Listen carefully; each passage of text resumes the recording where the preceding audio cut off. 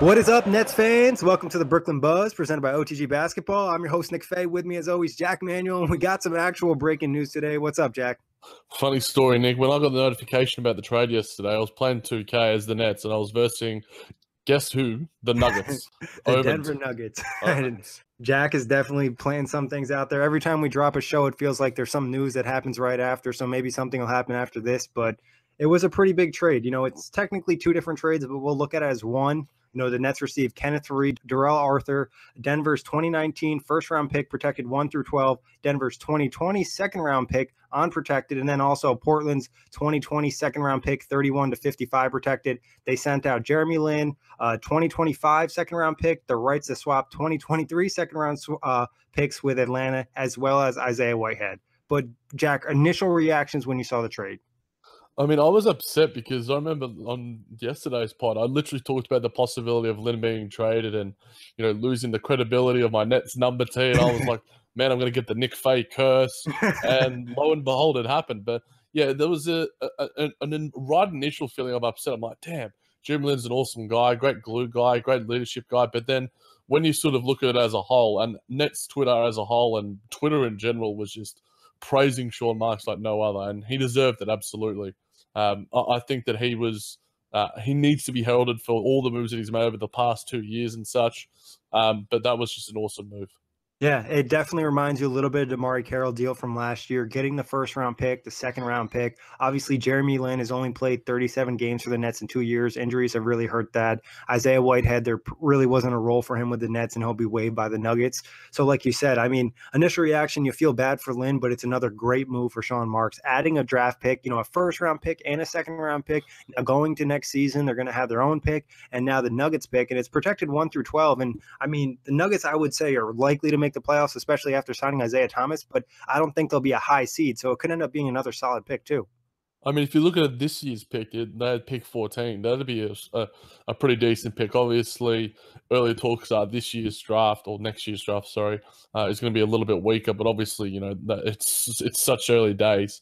But obviously, the protections get lower and lower up until a year that hasn't been revealed yet when it turns into 2 second rounders. But I highly doubt that's going to happen, like you said, Nick. I feel like it'll probably happen next year. And anywhere if we have our own pick as well, you can always package them to get a higher pick as well if you want to get a quality player that you're targeting. So, I mean, the fact that we are getting assets out of such all these maneuverings by Sean Marks in the front office, it's just absolutely awesome.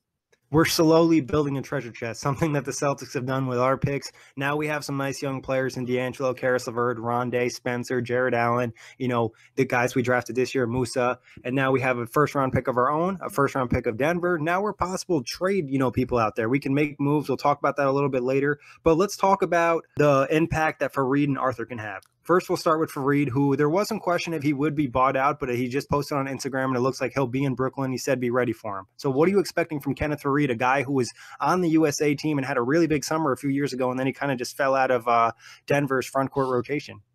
Yeah, I think that in terms of the way Denver was going, they sort of misused him, and their direction went beyond that when they sort of started using Nikola Jokic in a more key fashion. And obviously, Faried, for me, I was doing some research, read some stuff on the Denver SB Nation, and they had some real love for him. I also looked at his per 36-minute numbers, pretty insane. Yeah. They are easy double numbers. Even last year, which was one of his worst years, his per 36 numbers, 40.7 points and 11.9 rebounds. Now, obviously, per 36 numbers, you take with a grain of salt. But every year, he's averaged 15 and 10 basically per 36. If he gets the minutes, we know what we're going to get from, the Manimal. I'm just really looking forward. We talked about him before and the fact that I think that he could provide a real need. He provides a real energy. He takes Quincy Acey to a new level. He has real rebounding, great in transition, great verticality. His defending can be, a bit up and down, but I think, we've got Jared Allen next to him if he was going to play at the power forward, but he will probably play some small ball center as well. I think it's just nice to have, extra rotation pieces, like we talked about Ed Davis. But yeah, I think Kenneth Faried is going to provide some so much on and off the court and, give us a bit of personality as well. Yeah, some toughness, some rebounding. We talked about Ed Davis a few shows ago, and the Nets win in the offseason, kind of adding to that rebounding toughness, and they do it again with Faried. Obviously the first couple of years in Brooklyn, the Nets had a guy like Reggie Evans, rebounding monster, a lot of energy. Kenneth Faried's probably going to be a supercharged version of that in a lesser minutes. Obviously, he's going to have to compete with minutes. They didn't sign Ed Davis for no reason, and like you said, playing at the 5 is probably the preference for the Nets, but definitely something to keep an eye on. He has something to prove. It kind of reminds you of DeMarre Carroll. I don't think he'll bounce back the same way, but I wouldn't be surprised if he did bounce back in a smaller way. Yeah, and who knows? That could turn into like another asset. We're talking about Damari and the fact that he's been up in trade rumors and such, but both of them on expiring contracts and contract years. Generally, that's when you see the best out of players, and they sort of obviously want to get that big payday. So Kenneth Faried obviously, went to high school in New Jersey, so sort of back home to an extent. So I think he's going to have every opportunity. I believe him and Arthur have been meeting with the Nets staff today, from what I've seen. So hopefully they're productive meetings, and I think that they were, because we saw, like Faried, like you said, Faried's Instagram post. But I think both of these guys can give us something, especially Faried. What do you think about Darrell Arthur? Do you think he could be possibly bought out? There's been some talk about that, or do you think he'll be with the Nets as a veteran at the end of the bench? He can shoot the three ball. I believe career 3-point percentage around 35%. Yeah, and there was some years like, the year before last, he shot over like 45%. He shot about 39% the year before. Obviously, last year, injuries really crueled him. I think that he will be on the Nets roster. I just don't see what buying out would accomplish, especially the fact that he's an expiring and it's only $8 million. Like, we've already bought out, Deron Williams still on the payroll, as is Dwight Howard after that recent transaction. I see him, providing something, and if he gives us something more than he did last season, I think that's a bonus. Being able to give us something at the stretch for something that we've sort of craved and sort of talked about ad nauseum on this podcast. And I think one thing from reading about him and from all the sort of Twitter posts is that media and players alike absolutely love him. They respect him like no other, and I think that that's an invaluable thing to have in a locker room, even for a building squad and for a building culture that we've talked about. To attract free agents, to have a teammate like that. When, funnily enough, when Kenneth Faried was losing minutes last year around January, Darrell Arthur was the one that sort of went to Mike Malone and said, "Look, can you maybe I think this is the time to sort of give him. He's doing everything. He's putting in all the work off the court." And funnily enough, Mike Malone respected the hell out of that, and he was going to give him the minutes anyway. But the fact that Arthur was the one that sort of instigated that as a teammate, Jokic has spoken volumes of him in terms of being the sort of the voice of reason within that locker room. So to have that going into our locker room as well, I think it's going to be awesome for guys, especially like a Rondé as well. I think he could be a really nice sort of mentor, similar to what DeMarre Carroll was for D'Angelo Russell. So, as much as, his on-court exploits could be questioned in terms of his ability to get out there, but, if he does get out there, it's a bonus, but also, his locker room presence will be fantastic. Yeah, you lose a guy like Jeremy Lin, who's known as a great locker room presence. You add a guy like Arthur, who is another great locker room presence. And like you said, Denver's media, Denver's players have all spoken very highly of him. So you love adding a piece like that. And then obviously we love the picks. Let's talk a little bit about what the Nets lost in this trade. It's obviously not a ton. The 2025 second round pick, we don't even know where that's going to be or where the Nets will be at that time. And then the 2023 pick swap, same thing there. Not really much to worry about because Atlanta could still be in a losing situation or the Nets could be in a winning situation. I think second round picks aren't a big deal. Your thoughts on moving the second rounders? I mean, Nick, we lost a sixth grader. I don't know how I'm going to deal with it. No, I think the second rounders, I always am intrigued by what goes on in the negotiating room and say okay, we'll only do this trade if you give us this pick swap. And it's just it seems to me that it's almost for show in weird ways, And it's not just this Nets trade. It's just you could just do that trade straight up and just keep the second rounders. Obviously, these two teams, and with where they are now, project to obviously be around that time a little bit better. In 5 years' time, they want to be challenging for playoff championships.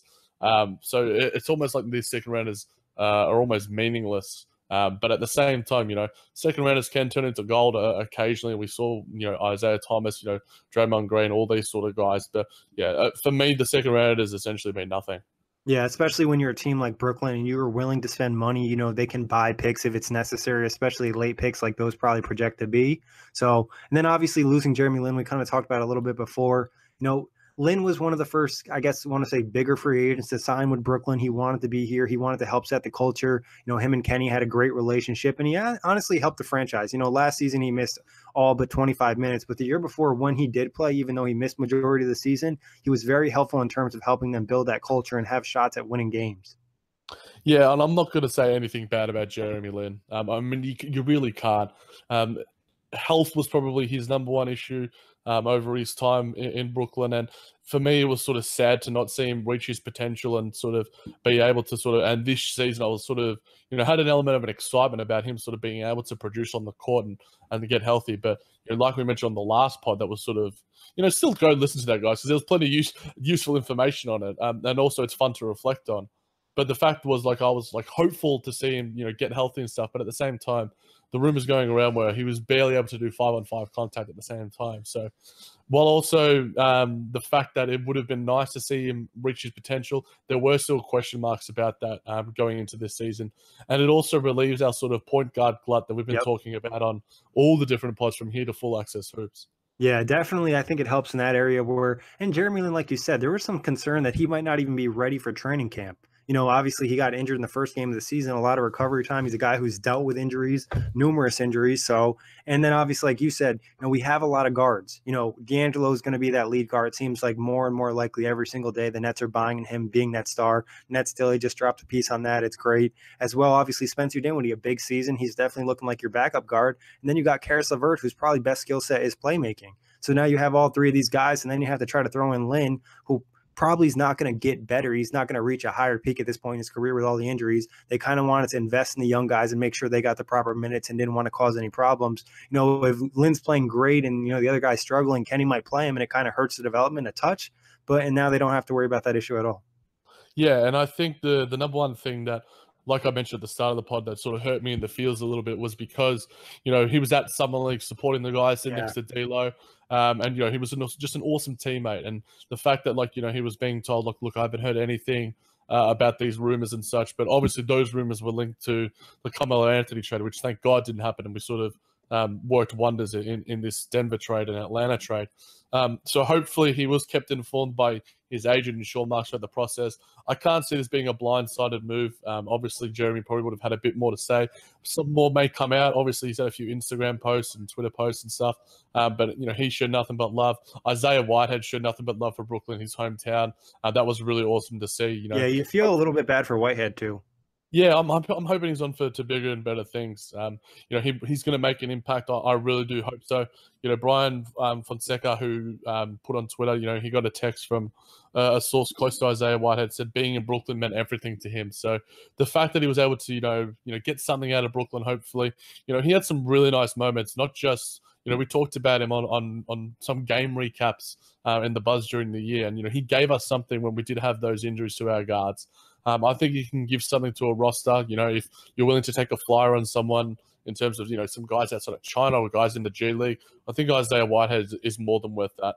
Yeah, I think maybe even a couple more years of development in the G League possibly, and then coming back to the NBA and being, a role player. And there's a small possibility he could end up back with the Nets down the line. Obviously not this year because of the CBA rules, but still, we hope the best for him and Lin. They both were very nice people, very good people in the Nets organization, help set that culture, the right energy, the right mindset. And that's something that you can't really take for granted, especially when you're trying to rebuild the situation. So the best of luck to them. Let's talk a little bit more about the picks. Obviously, the first round pick of Denver, which we talked about, and you kind of mentioned that OKC one. And I feel like this would honestly be a better pick than OKC could have sent in any situation. But do you think the Nets are going to keep that pick that they got from Denver, or they're going to try to package it in a trade? Do you think it's more likely they trade the pick or keep the pick? Nick, we're getting quiet, let in, mate. It's happening. I've seen rumors out there. Nets Twitter is hyped right now. Of course they are. And why not? The fact that we're actually hyped about this sort of stuff. Jimmy Butler has knocked back the contract extension.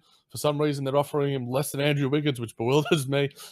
So there's obviously going to be rumors surrounding free agents and restricted and unrestricted free agents in that sort of sense. But for me, right now, it doesn't make sense to trade these picks. The Nets don't need or want to be good now. We have all that space next year. It seems 2019 is going to be the season. Like Nets Daily put out the piece, this is going to be the year of D'Lo. All eyes are going to be on him. And to a lesser extent, guys like Rondé and Caris LeVert, and maybe even Jared Allen, but he's already proved more than his capabilities so far. So I see us keeping the picks. Like I mentioned at the start of the pod, you can always package them at next year's draft, and if you want to get a higher pick, you can always go there. So, hypothetically, we get the 14, and we get our own pick, which happens to be, 9 or something like that. Like this year's pick was 8. So if we get a 14 and 9, you can package that. You can probably get up to, a near a top 5 sort of pick, possibly. The Sacramento Kings sort of did that last year, where they traded, I think it was 15, their 10th pick for 15 and 20. So, if we have some there in the top 10 as well, we can obviously push up into that top 5, where the obviously talent pool is going to be a lot greater. So I see us keeping going to next year, because Sean Marks doesn't really make any rash decisions. Yeah, it would have to be a perfect trade, I think, at the deadline or something along those lines. I think it's more like you said, moved at the draft. If that's for a player or if that's for a trade package to move up in the draft, I think for the most part, it would have to be a perfect trade for them to kind of make a move for a player. But I wouldn't rule out of the realm of possibilities, especially with Sean Marks. Yeah, and I mean, Sean Marks, we always are surprised by the moves that he makes. Like, we sort of had like rumblings of this trade, before the draft, and even the Lakers were sort of in the realm of doing this trade to sort of get the pick that we got to sort of making a move for Kawhi. I think the number one asset that we got out of this was the pick. Obviously, the fact that Sean Marks has been able to get any picks along the way has been, insane. He's being talked about already as an executive of the year, which is it's crazy to think, a guy from the situation he took over. Exactly, a guy from just across the way, just across the ocean from me, over in New Zealand, doing his thing. It's just awesome to sort of see that relevancy, see that respect back to our franchise, back to our team, and everyone jumping on that bandwagon. It's just, we never thought we'd see the day. I've mentioned it before. It's just the future was very murky, under Mikhail Prokhorov and Billy King, and Bobby Marks, but now we're under new management with Joseph Tsai, Sean Marks, Kenny Atkinson. It seems like the future is only getting brighter and brighter. Yeah, it feels like a long time ago where the Nets had no picks, no young players. When Rondé was the lone young piece on the roster, things have definitely changed a lot. Which Net do you think benefits the most from this trade? I think it probably benefits Spencer Dinwiddie the most. You could argue maybe D'Lo if Jeremy Lin's going to be starting, because if we look at last season, Jeremy Lin and D'Lo probably started next to each other. And obviously you could argue that, you'd rather have Alan Crabb in that position, or you'd rather have Spencer Dinwiddie, or you'd rather have Caris LeVert. I think it'd be interesting later to debate what our starting lineup is going forward as well. But I think it probably benefits Spencer Dinwiddie the most. It allows him to sort of, get those extra minutes, get those extra reps in, sort of prove himself even more so. He's going to be going into a year where he's going to be trying to prove himself even more so. Caris LeVert to a lesser extent. I think it just helps all of our guards in terms of, the minutes that Lin would have gotten. You distribute those across from, everyone from Joe Harris to Caris LeVert and Spencer Dinwiddie. But I think in terms of, not minutes-wise, but in terms of reputation-wise, and in terms of being able to sort of run this team in his sort of eyes and in his mold, along with Coach Kenny, it's D'Angelo Russell as well. So obviously you can make an argument for any of them. Whose bandwagon do you think are you on? I think you were right on with Spencer Dinwiddie. I think it pretty much locks him up as the backup point guard. I think there was some question maybe about him and Lin kind of battling for minutes a bit, and obviously Spencer being the younger guy. It feels like the Nets are really buying into Spencer. This offseason there was a lot of talk, myself included, that I thought he might possibly be traded, especially around the draft, and he wasn't. So I think it's kind of a message sent like, all right, Spencer Dinwiddie's a guy that we might look to keep around. Next year it could be a lot different when his contract runs out and they need to pay him. But I think in that backup role, I think it really works out. He gives you a guy that can start if D'Angelo were to go down or something. And like you said, I think it benefits D'Angelo. He doesn't have to really worry about that. He's kind of the lead guard. He's a guy in control. He's the best guard in the Nets roster. And then you look at Caris LeVert. He's a guy who doesn't have to worry about kind of dishing off the ball and having to play more off ball. I think it allows these three young guys, which are, 3 of the top 5 players probably on the Nets, to have the ball in their hands more instead of having to worry about playing off ball and kind of worrying about making sure everything's working out for Jeremy Lin. So I think it definitely is going to help the young guards. Yeah, it definitely doesn't stunt their development in any sort of way. Yeah, I also think Jared Allen. Tweeted this out. I think Jared Allen might be shooting more threes than we anticipated going into the season, especially with some of the pieces they added. If they are looking to play Farid at all at the four, and then obviously Rondae doesn't really shoot threes unless he did a ton of work this offseason. But I think Jared Allen could shoot a little bit more threes than we anticipated going into this year. Yeah, it seems that way, obviously, through some of his summer league play. It's funny, in 2K, every time I play as the Nets, Jared Allen's always the one hanging out on the perimeter because he's the starting setter. And I'm always trying to, like, whenever I kick it out, I drive and kick it out, and I do take the three with Jared Allen. Obviously, he doesn't go in very often because he's not a three-point shooter. So hopefully that then changes in the coming season because, I'd like to see his rating improve in that sort of sense, but by the time that 2K19 comes out. But yeah, when you look at guys like, Kenneth, Faried and Ed Davis, guys who may play some small ball five, but also could play at the four as well if we go in sort of a supersized lineup, because who knows, having that sort of flexibility like we've talked about on other pods is key for Coach Kenny, just being able to throw out different sort of lineups and looks. Those guys are just full-on rebounders, full-on defensive sort of guys that don't really have that ability to stretch the floor. So it allows Jared Allen to sort of, hang out a little bit, but he's still probably our best rim protector. You could argue Ed Davis is as well. Ed Davis is probably our best pick and roll defender right now, but I just liked the fact that Jared Allen is expanding his game. His free throw shooting was one we were marveled at, and the fact that he exceeded expectations and then some. And generally, has been mentioned by guys like Kevin Pelton, if you're a decent three-throw shooter, that generally translates to the mechanics of being able to be a decent perimeter shooter. So hopefully that bodes well for Jared Allen. And yeah, I wouldn't mind, because I think there's going to be lesser expectations on a guy like Allen this year, bringing in these vets. So allow him to sort of expand his range. Keep him out there if he misses a couple of threes. I think the key for him is going to be confidence, as it is with all young guys. Yeah, I think the corner three. I'm not really that concerned about top of the key or anything. That would be great. But if he can just develop that corner three, and honestly, the play that keeps replaying in my head is from Summer League where Jared Allen takes the kick out. He's at the 3-point line, hits him with a pump fake, dribble drives, get in the paint, and throws down a poster. I think that's just a beautiful play. Yeah. And it's something that we're looking to see more of this season. And also, there's been talk about the East getting more about playing bigs, and that could be something the Nets were worried about a little bit. Having a little bit more toughness and rebounding should help. So I think the starting lineup, like you said, we could discuss that a little bit. But overall, I think Jared Allen will benefit from having these guys around to do some of the dirty work, especially being a younger, slimmer guy. Absolutely. It allows him to sort of focus on other things in terms of his skill set. What do you think about the Nets in terms of making another move? Do you think we're going to see more moves from this point on, or they're pretty much done? Look, in terms of the amount of cap that we got left, we can probably afford another minimum guy. Obviously, we've now been able to buy out Janan and Rodions in their contracts. The cap hold of Joe Harris has now been used, so we can sign him to his deal that we reported earlier. There could be a minimum deal out there, and we do have another couple of roster spots available. It's going to be interesting to see whether those go to some two-way guys from our summer league. Guys like Milton Doyle, guys like Watanabe, is that his name? Yeah. I was gonna hope you were pronouncing that because I wasn't gonna. Yeah, I think it's Watanabe. He's got a really great following internationally as well in terms of that sort of that Asian following, that international following that Jeremy Lin had. He is absolutely huge in Japan apparently, and I've liked his play in the off season, and also he's a stretch four as well. It just depends on whether they want to continue with Milton Doyle and see what he can prove. I see it probably the roster being filled out that way with either maybe some vet minimum guys who were still on the market. We saw Isaiah Thomas go to the rivaling Denver on a minimum deal. So who knows, we could pick up someone on the minimum for a cheap, get a bargain out there like we tend to do, or we could fill it out with some two-way guys. I'm not really fussed either way.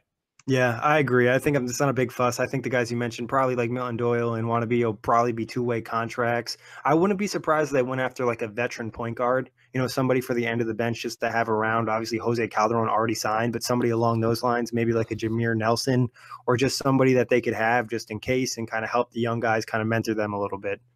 Yeah, and I mean, we've added so much leadership in terms of the vets that we've gotten, so it'll be interesting to see which route we do go down. And obviously, I'd be remiss not to mention Pinson as well, who's shown some decent play. in the summer league as well. So if you're looking for guys on two-way contracts, it'll be Doyle, Pinson, or Watanabe, and obviously some vet minimum guys could be out there as well. But I'm in the camp of Watanabe, and I mean I don't really care about Pinson or Doyle. I'm all about the stretch fours because being somewhat of a big bloke, I've got to stand up for him. No, definitely. Those guys are interested to keep an eye with the two-way contracts, and the Nets D-League team obviously is great with player development, so see what happens with those guys. Do you feel like now, since the Nets grabbed another first-round pick in next year's draft, that they're a little bit more comfortable if they were to strike out in free agency next year because they'll be adding possibly two young pieces and kind of adding to the rebuild regardless? It depends, Nick. I mean, obviously, David Aldridge tweeted earlier it's going to be the fight for the apple. I think we're gonna start making a trend: Apple Fight and Brooklyn Buzz. Like I reckon every time we put out a pod, we'll do hashtag Apple Fight, hashtag Brooklyn Buzz, because I think that's going to be something really fun to watch. And the fact that some credibility is being given back to basketball in New York is only good for the game and the league in general. It's really exciting to see. The development and the sort of reformation in that sort of sense in terms of the image of basketball in the city. I wish I was there to sort of be on ground zero. But in terms of your question, it depends on the talent available. Obviously, if guys like Zion Williamson, RJ Barrett, if you get someone that high, then yes, that's a franchise-altering guy. Obviously, you look at this year's draft, probably a guy like even a Wendell Carter, some are talking about as being, franchise changing. Kevin Knox at that sort of 9 position as well, possibly as franchise changing. So it depends on the number that the Nets get with their own pick, because obviously the Denver pick is one as well protected. So it depends on how good our Nets are or how good we can package a deal to sort of move up. Obviously, you prefer the proven commodities in guys like Jimmy Butler, KD, Kyrie Irving, and Klay Thompson, because they're proven guys. But at the same time, you wouldn't put it past Sean Marks and Coach Kenny in terms of their player development to turn any of these guys into superstars, especially if we see that happen with D'Angelo Russell this year. Exactly. And I think the fact Jared Allen and Karis LeVert weren't drafted very high either, obviously in the 20s, I think that gives you a little bit more hope about the picks. I think it gives, it's not a huge, backup plan or like blanket to kind of cover you up in case you miss out on free agents, but I think it definitely kind of eases the process if they were to strike out. It's like, all right, now we have about 6 young pieces. We re-signed D'Angelo, re-signed Rondé, and now we maybe missed out on some of the big guys, but we have cap flexibility moving forward. Maybe we add another pick, but I think obviously the goal would be to add at least some very good free agents. Maybe not the cream of the crop like we talked about in the previous show, but at least some of these borderline all-star types to kind of really push the envelope forward that the Nets are about winning. Yeah, it's all about having that flexibility, all about sort of improving the roster as a whole. You obviously, unless you're in the race for those free agents, unless you have the space, there's no point in even talking about them. But the Nets have obviously put their names out there. And I'm sure, all the players are on Twitter, all the players are liking comments on Instagram here and there. Obviously, Jimmy Butler's talking about the Spurs and the Knicks and such. But, Brooklyn's right down the road, and I think they're starting to make their name be known. And I'm sure that the meetings will be called, the phone calls will be had. And if the Nets have a decent enough season where they're pushing for an 8th seed possibly, and they obviously with the lottery odds being smoothed out, that gives us a chance to still get a decent enough pick, then who knows? We could have one of our sort of big superstar guys for the first time in who knows how long. I think you brought up a great point. The fact that the Nets are catching a lot of love. And it's not just with Nets Twitter. It's with overall just NBA Twitter. A lot of the big name NBA writers are showing the Nets love. Sean Marks, everybody's talking about how he hasn't made a wrong move. He's pretty much owning this GM job. And I think it's going around the league. And it's really nice to see. And then the facilities are so great in Brooklyn. And also one thing that you constantly hear about the Nets through the players is the Nets are really concerned about everyone's family, making sure it's a family environment and everyone's taken care of. So I think that's something that players respect. And if the players really looking for the best situation for themselves, Brooklyn is definitely someone who's on the list and keeps getting higher and higher. Yeah, and I mean, if you're talking about one of the best cities in the world, I mean, New York, it's always been my dream to live and work in New York, and Brooklyn would be, insane. Shake Shack across the road, the Barclays Center is one, like you mentioned.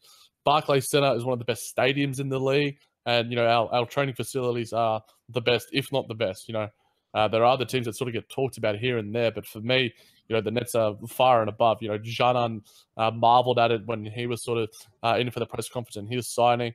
And, that environment that we've created, like I think it was a story last year. We talked about the sort of the family facilities and guys like Quincy Acey and Damari Carroll, all these sort of vets talking about how welcoming it is to their partners and to their families in general. And obviously there are the guys that will be targeted will be guys that probably do have those families. Kyrie does have a child. You know, all these sort of guys will be wanting to sort of maintain that sort of connection. You know, it's a grind of a season, 82 games without you know, as much contact with your families and your partner and your kids. You know, it takes a toll, and the fact that the Nets are so welcoming in that sense is certainly a tick for us, because you know, other teams may not sort of have that environment and created that sort of culture. So anything that's a good thing for the Nets is going to be a good thing for prospective free agents. Yeah, and like you said, living in New York is amazing. You know, there's so many different options where it's like so diverse as well. You can live a certain way, your family can live there. There's tons of stuff to do. You know, a lot of big things are happening in New York City on a regular basis. But moving on from there, Jack, do you think this trade ultimately helps the Nets get closer to making the playoffs this year, or it's still about the same? No, I think it actually does. Any way that you can add to your roster in terms of a talent, in terms of depth.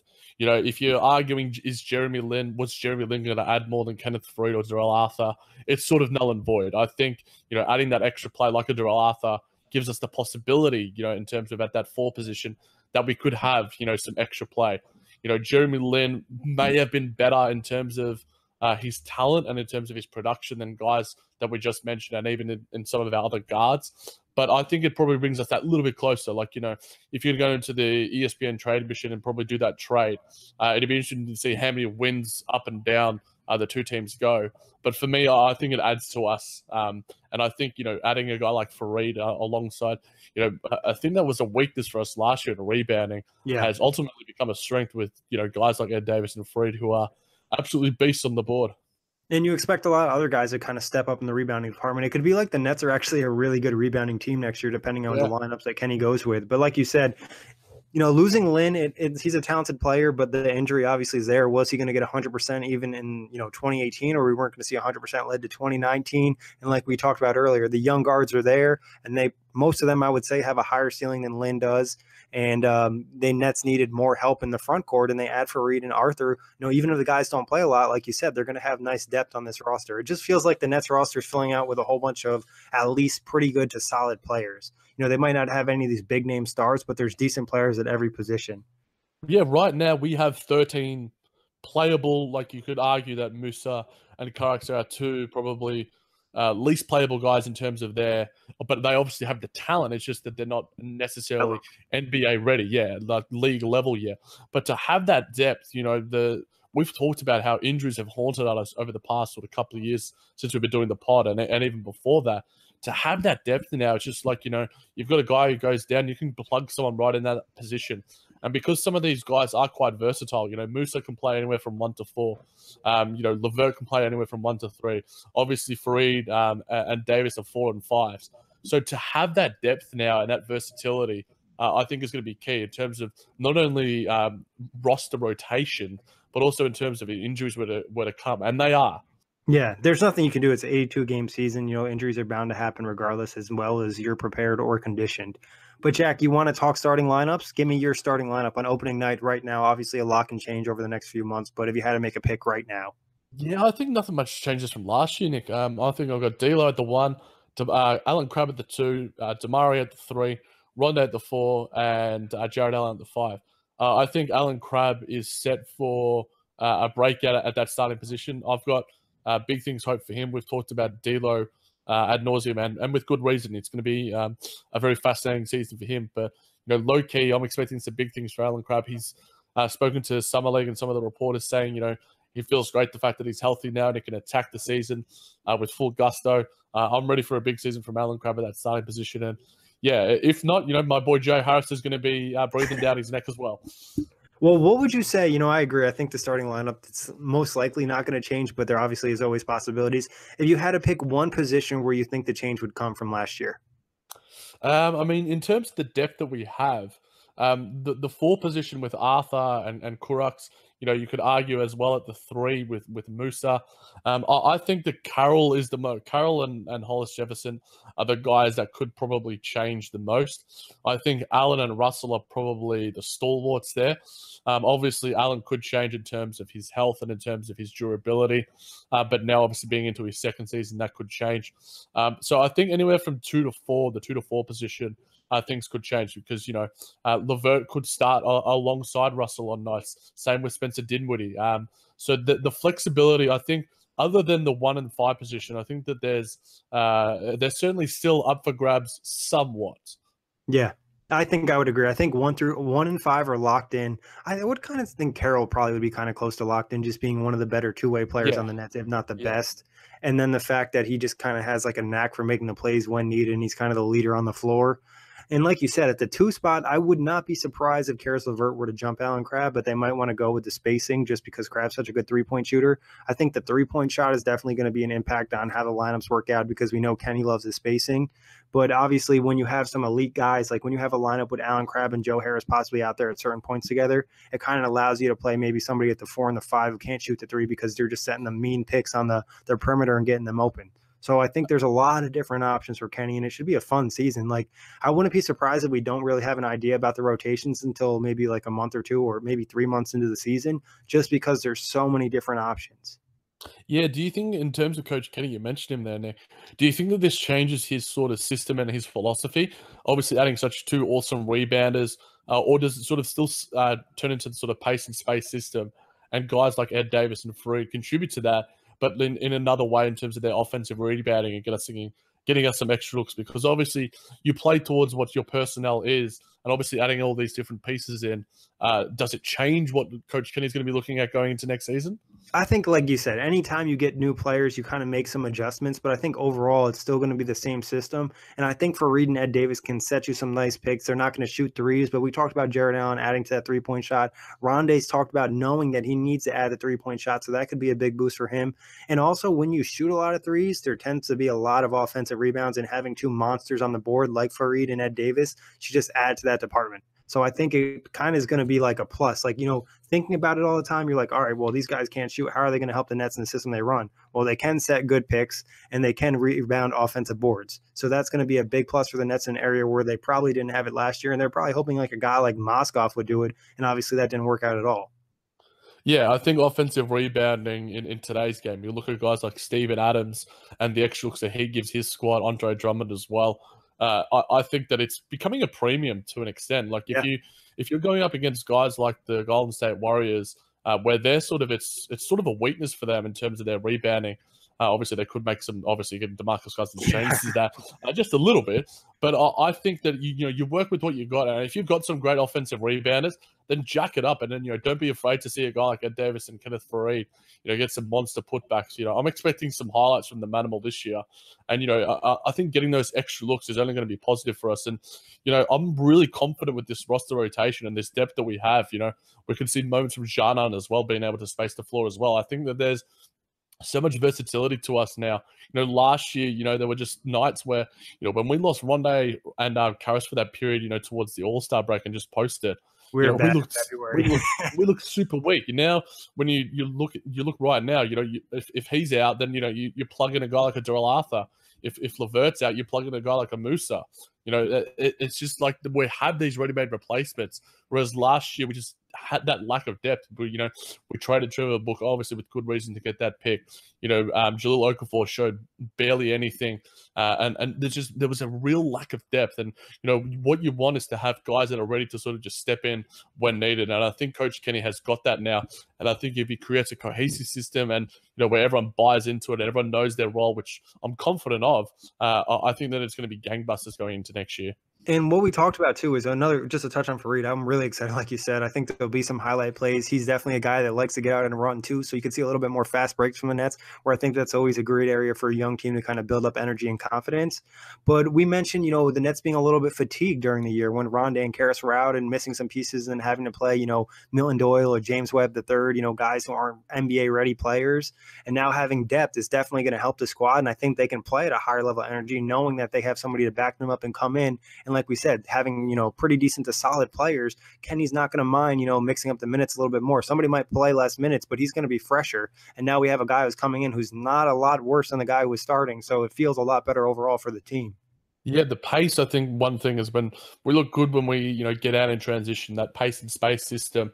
Obviously, we had one of the higher paces last year. I think the New Orleans Pelicans finished with the highest sort of pace last season. But obviously, with what we've got now, a guy like Kenneth Faried certainly adds to that.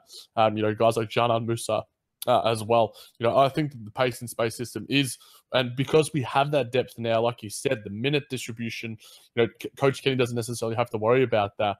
I'd like to see him ride guys like D'Angelo Russell out there for a little bit longer if he's got a hot hand. Alan Crabb, Jared Allen, if they're ready for those extra minutes, these guys are starting to become fully fledged NBA ready players. Give them those 33, 34 minutes. Obviously, he limits his minutes in such a way, and maybe having that extra depth now sort of causes him to keep doing the same thing. But, we could see some different things from Coach Kenny next year. But, it's the fact that there's so much fascination surrounding all the different storylines with Coach Kenny and the lineups and each different player as well. There's so much to prove for all of these players. I think a lot of them are going to have plenty of chips on their shoulders. Yeah, and it's definitely going to be the best roster that Kenny's had in Brooklyn yet. So having all these pieces together, it'll be really exciting to see what will happen. And, we don't know if the Nets will make another move. It might be a small move, a splash move. Who knows with Sean Marks? He's always working on something. But, Jack, anything else before you want to touch him before we get out of here? Nets fans, keep watching, mate. There's always something happening behind the scenes, and we're on the buzz. Hashtag Brooklyn Buzz. We're buzzing. Yes, sir. We are buzzing. And check us out on iTunes, Blog Talk Radio, OTGBasketball.com, YouTube. Subscribe, retweet. Also, check out OTGBasketball.com. We just did a site update. You can listen to the buzz on there and also check out any other Nets articles. Have a great day, guys.